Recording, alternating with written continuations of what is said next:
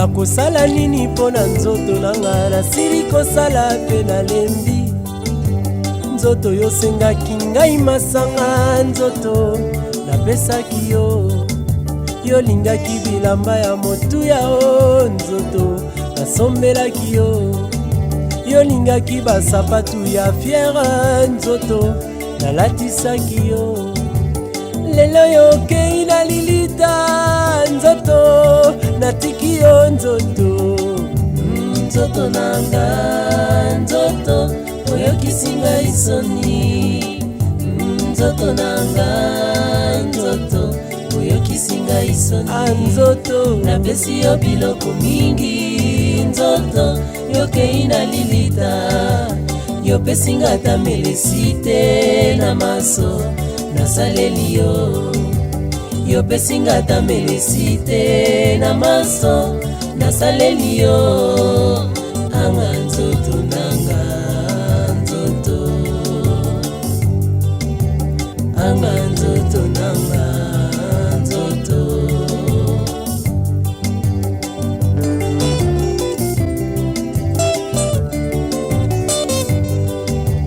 nasalaki nini mpo na nzoto vraiment nasili kosala mpe naleli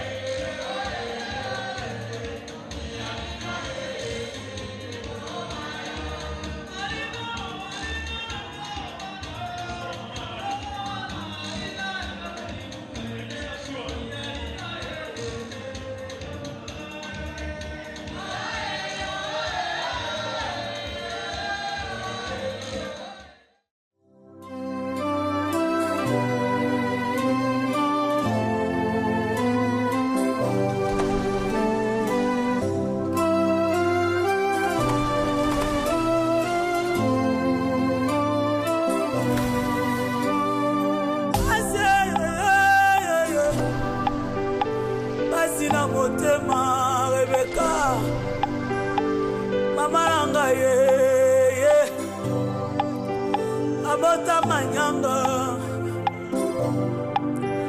ma complice ma copino mama langa ye mwasa mabondelio alakisa biso nzela nzambe o Rebeka. Mama wetu Mukoko Catherine ye abotami na ya Mokua na territoire ya Basoko. Aza originaire soit ye abotami na 1932. Sala kalikila okoyeba mama tikibiso na mibu combien? Atikibiso na âge nini? Mituna yomoko est-ce que ngai na kokoma na âge wana? Na ba formule toza kolia na lolenge tozobika na Kinshasa, est-ce que cet âge là okokokisa yango? Point d'interrogation. Motema na ezali témoin. Maman est originaire ya Mokua, chefferie ya Liwasa. Azali moto ya territoire ya Basoko. Je passe au Bolandingae. Azali moto ya province ya Chopo. Oyo ezalaki lobby grand oriental. Lokola bakatanda mondambo mama tikalaki na Chopo. Oyo chef lié ezali Kisangani. Mama azalaki na papa oyo abotaki ye. Kombo na ye papa Koko Louis Mokoko. On a toko ba moloka mboka Mokoko. Mama na ye kombo na ezalaki mama Véronique Obati. Obati otitimi, c'est-à-dire moi tango elongwaka. Obati, tango fungwami. Amen. Nde kombo ya mama oyo abotaki mama na biso oyo alali lelo na kati na sikoyo. Mama bango babotamaki 9. Na 9 enfants, il y avait 5 garçons et 4 filles. Nzambe abengi ba ebele oyo to identifier wate parce que to salaki yango na lombango mingi. Ba mingi batika biso, bazana biso te. Prévenez que non kwa utako kufa na Kisangani dernièrement et car il y a 1 ou 2 semaines seulement. Bana papa moko mama moko. Et Nzambe nde apesaka, Nzambe nde azuaka. Ce qui a permettre bien aimé motako kanga yango asate. Même si on fait 100 jours, il y a jeûne et prière. Yeso ki akangi akangi, soki afungoli afungoli. Nzambe azwa lokumu pona bao batiki biso, pena ndenge mama tiki biso. Mama abalaki. Mama balaki na papa na biso Joseph Makwatu. Papa pe atika biso il y a quelques années. Alors, na union ya papa Makwatu na mama weti babotaki bana zomi, c'est-à-dire 10. Sur 10, il y avait 4 garçons et 6 filles. Et nabana nyonso wana ya solo mibale ya mibali batika biso et na moko ya mwasi. Oyo batikali nzambe aza lisusu kopesa confiance kotikela bango pema na bomoi toza na bango. Dimi ya Ecclesia catholique. Mama salaki mingi akangamaki na mosala ya nzambe na Ecclesia catholique. Prevaneke tango azalaki nano na ngangwele CVV zalaki wana soki babenga CVV je ne sais pas moi. Tango nyonso babandaki koya kosambela wana, babandaki koya kosala likita wana, babandaki koya kodomba nzambe wana, kotombola kombo ya nzambe na kati na lopango. Lorsque akite leki azwi option ya kolongola ye kuna komema epai na ye nde bayaki koarete. Mais mama zalaki mosali monene na kati na lingomba. Tango azalaki na bomoi alekisaki tango na ye mingi na kati na mosala ya nzambe. Alors na yango nzambe yenda yebi. Je ne peux pas dire qu'il alimbisa ye parce que c'est déjà tard. Mais ce qui mama tubelaki, pourquoi pas nzamba yokela ye? Même à la dernière minute, azanzambe na mawa, azanzamba yokaka, azalaka tatif na maloba na biso, na bosenga na biso. Donc molimo na ye epe manakimia. Bonjour à tout le monde.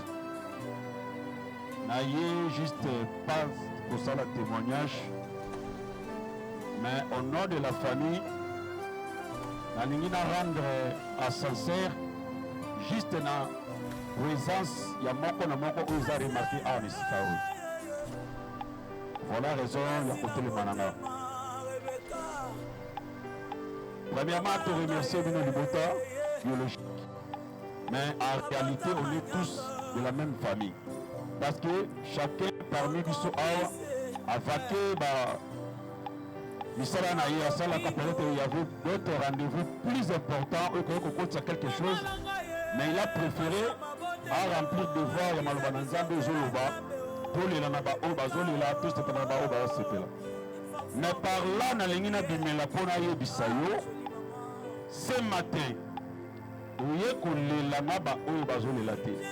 des pleurs où il y a un sengo, il y a des pleurs où il y a tristesse. Et quand il y a tonga lelo, où il y a retour, il y a dame au hasard, au milieu de biso, il y a kolala, nangina ye bisayo, ko participer dans les sika oyo. Des fois, on rend un hommage. Il y a des gens qui belé. Et yo mona au sala part. Il y a responsabilité, il y a amitié, il y a connaissance. Na banina na yo, to na famille, to na ba relation, to na ba collègue. Mais na tonga lelo na ngina éveiller conscience na yo. Pour la prochaine fois, oye batina nini oyo okoko rendre ba hommage na oyo za significatif, to na oyo za normal. Ce matin, hommage au rendre awa. Il y a une dame qui totalise 93 ans.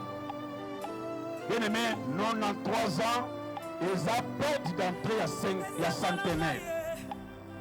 Or, ceux qui te zongi sur les écritures, au commande Banabiso, il y a une génération qui s'en va. Et il y a une autre génération qui prend les relèves. Amen. On a monté parce que c'est ma profession aussi. Je vais rappeler le bruit. Je vais monter le côté. Mais une chose que je vais vous dire. Dans le livre de Psaume 145, verset 4. On dit une génération vantera des œuvres à l'autre.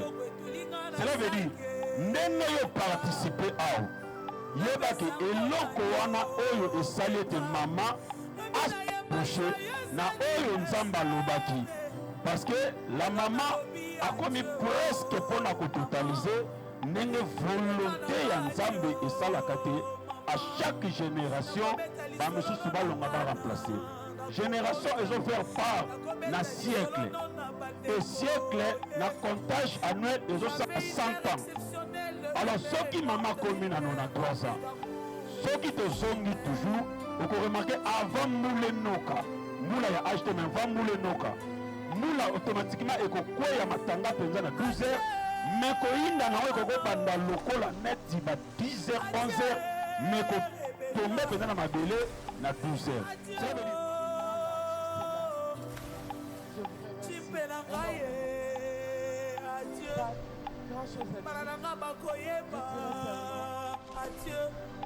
Merci maman. Tu as été là comme nous.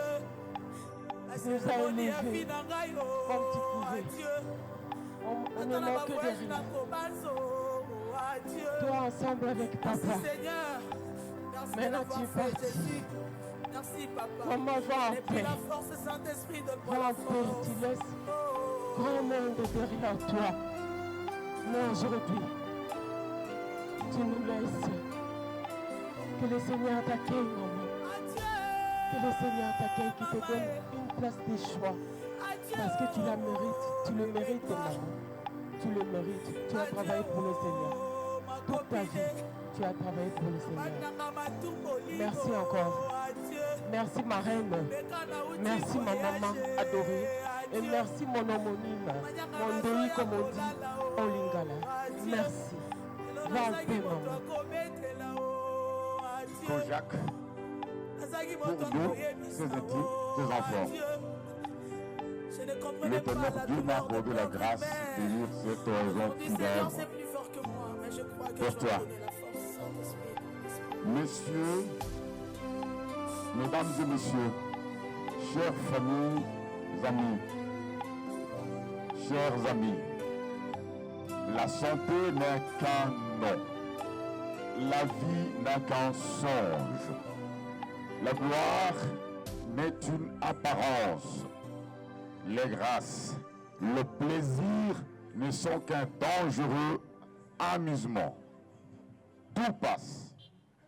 Ce que nous retenons de ces fugaces, c'est précisément les valeurs, les vertus de ceux qui quittent.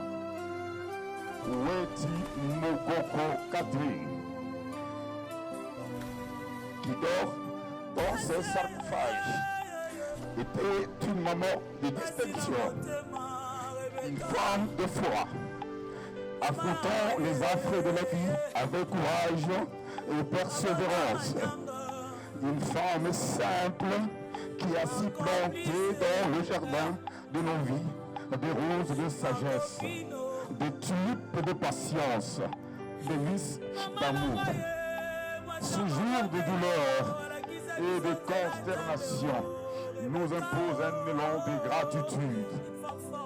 Ce sont des larmes chargées de souvenirs qui coulent de nos yeux. Nous nous souvenons de la lumière que maman Catherine a apportée à nos vies et de l'amour qu'il a partagé avec nous tous. Maman Weti Mokoko Catherine laisse derrière elle des marques indélébiles sur nos cœurs. Sa présence rayonnante illuminait chaque pièce qu'elle entrait et son sourire était un baume d'espoir pour l'âme. Le deuil nous frappe tous. Cependant, nous ne prouvons pas la même douleur.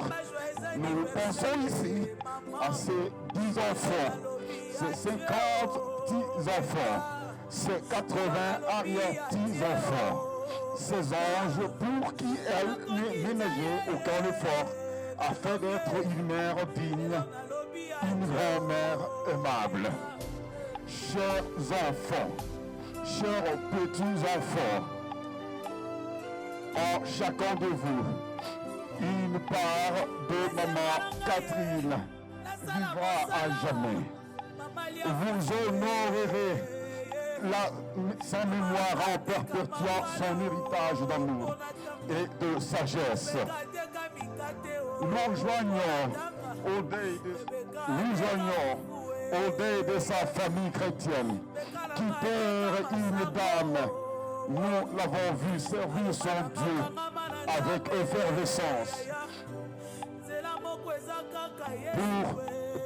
Avec effervescence, peu commune au sein de l'Église catholique. Elle y a exercé plusieurs responsabilités.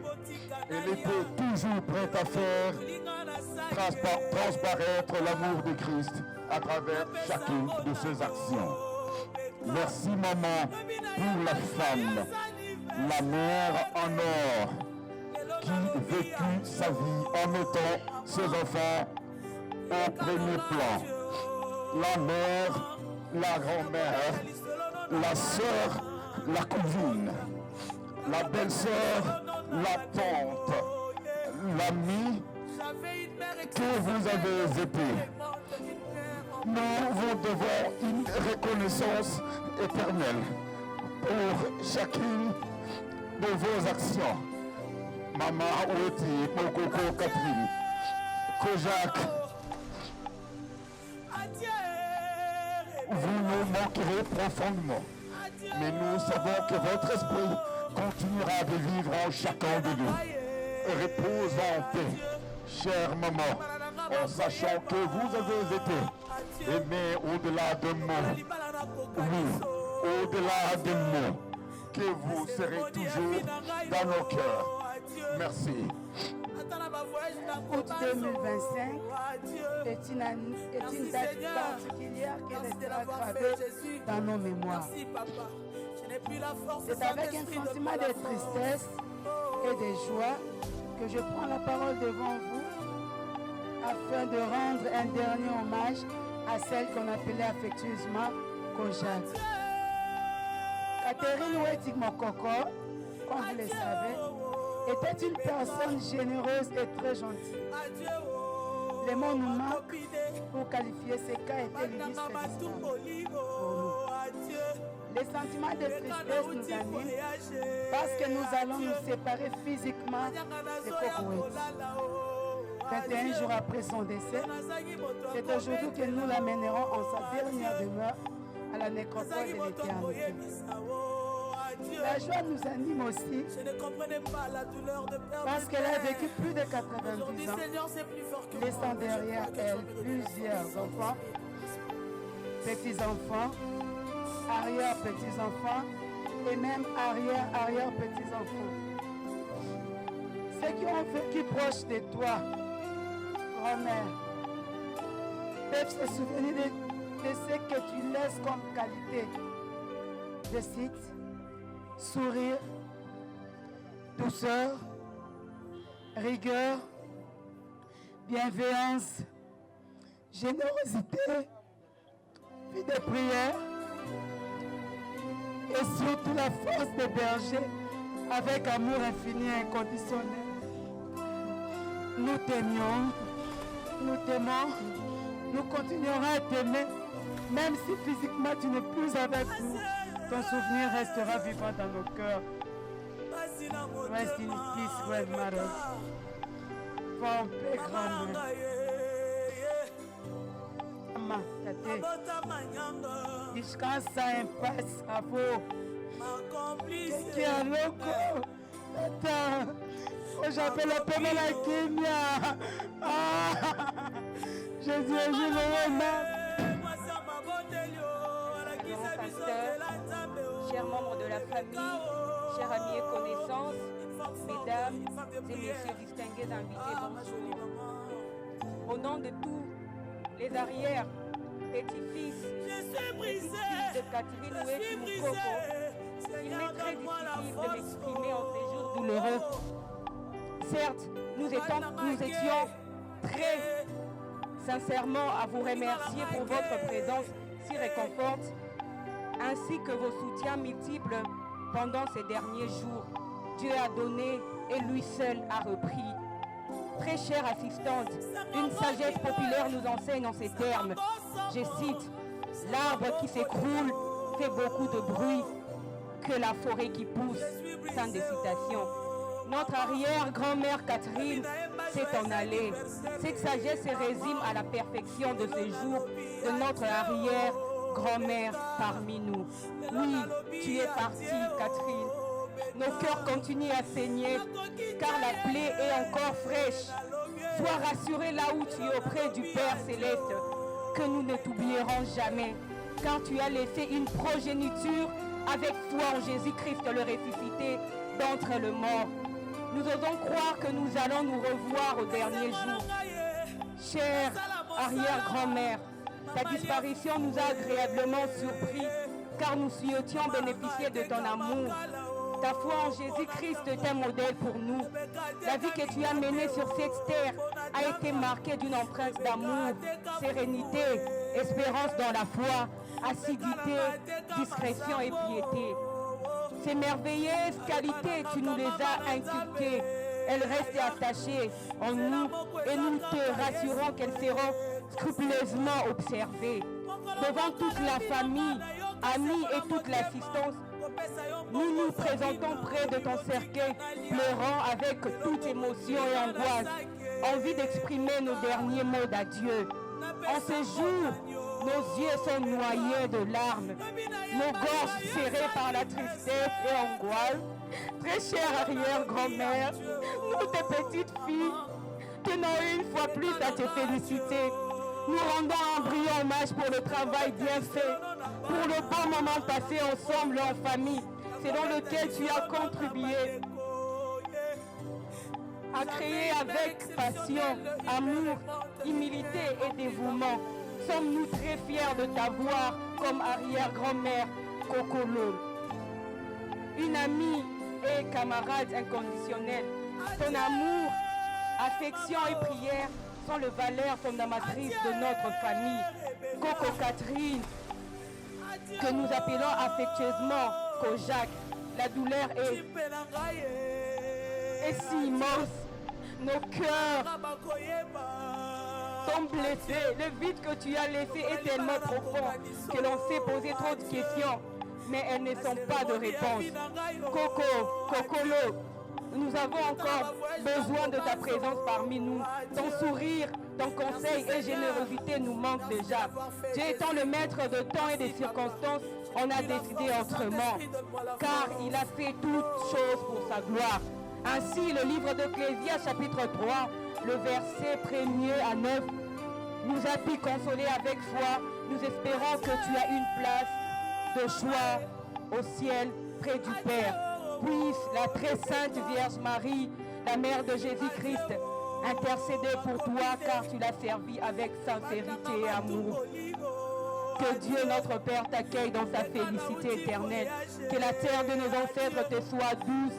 Vampé, Catherine, Oueti Moukoko, Vampé. Merci beaucoup.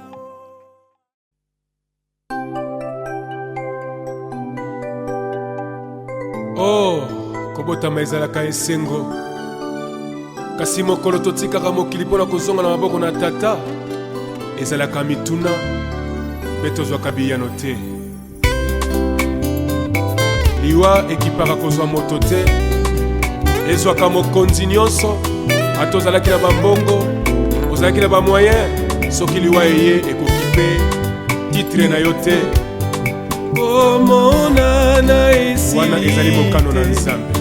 Liwa ezali liwa te, tokomonana lisusu elongo na Yesu.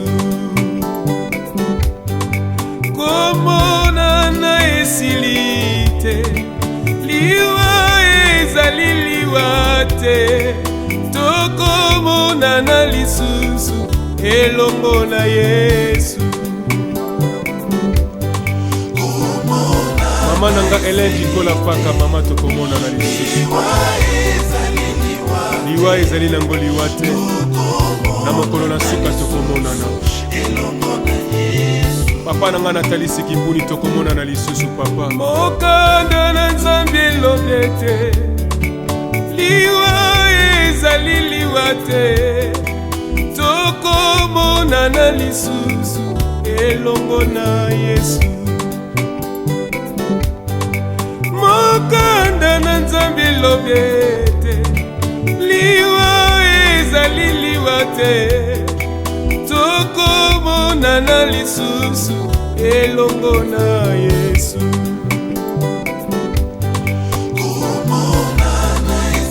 na nga lwaka mbungu tokomona na lisusu na mokolo na suka. Papa Bukulu tokomona na lisusu na mokolo na suka lokola ndenge Biblia elobi na biso. Alleluya.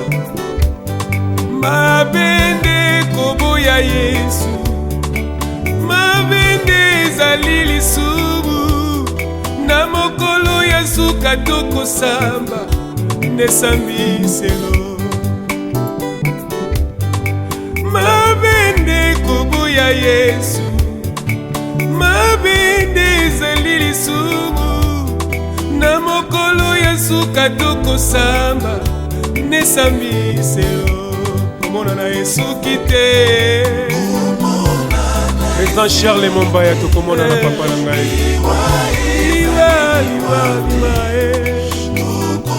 Tokomona na lisusu papa elongo na Yesu. Ya Willy Ngonda tokomona na lisusu. Mamuchela Mamuchala Olin tokomona na lisusu. Pakaka Kenza tokomona na lisusu. Mama Benedicte tokomona na lisusu. Sokili komba moto moninga Billy Charles Mombaya kufaki te nzambe na nga. Lokola liwa etalaka kombo te famili bota te Charles azali na mabele. Lokola liwa etalaka mpete ya moto te liwa etalaka titre te kombo ya moto te. Liwa ezwaka likambo nyonso yango elingi nyonso kaka se vanite. Moto azalaki na mosolo mbongo mpe biloko abosani ete azalaki ya kobala bosani mana mpe mwasi. Lelo bakomi kotanda ye na libanda bosani ndako wana nde mokano ya Nzambe. Ata totondi na lolendo lofundu pamba totondi na babijo bilamba bien eo nyonso ya pamba ezali nango vanite de vanite moninga yoka malamu nyonso ekosuka na mabele. Komona na Yesuki nano te liwe tokomona na lisusu mama elongo na Yesu kino na suka molongo. Komona na Yesuki te moninga yaya tokokutana lisusu elongo na Yesu. Soki kola pesi biso tango mpe mikolo na se ya moi tokomona na lisusu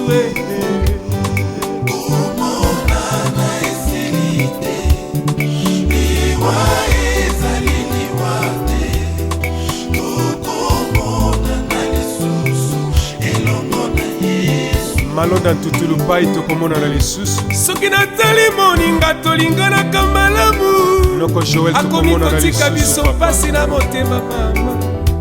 Mama nanga kenda